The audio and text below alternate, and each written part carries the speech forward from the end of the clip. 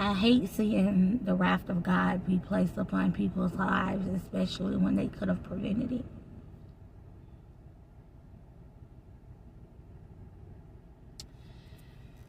Men, brothers, you have a very important role to play when you are with family.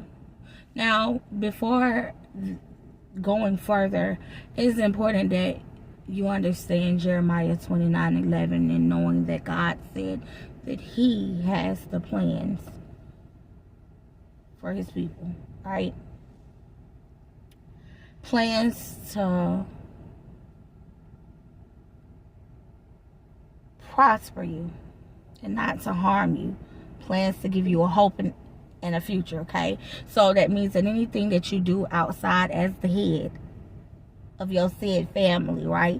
Anything that you do outside of God's plan is always gonna not be prosperous, because if God's plan is prosperous, then that means that your plan ain't.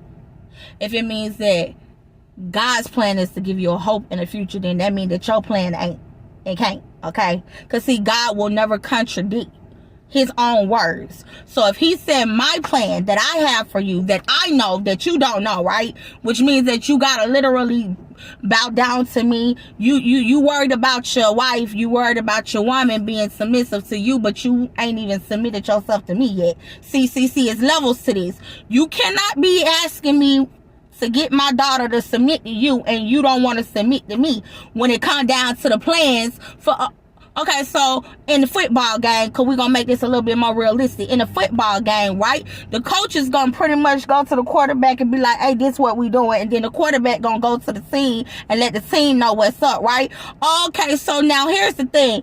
God the coach, you the quarterback, and your family, the other family members is your team. You as the quarterback got to understand that if you not good with hearkening to directions and knowing how to read plays and comprehend plays very well, aka Jeremiah 29:11, the whole team gonna keep losing and taking losses that they ain't even supposed to be taking. Okay, now that we done got to that understanding,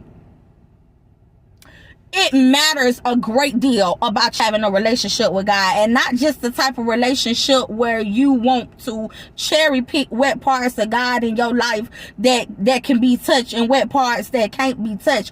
You need to surrender your whole life. That means your relationship, your friends, your finances, your thoughts. Okay, as always, I love you and goodbye.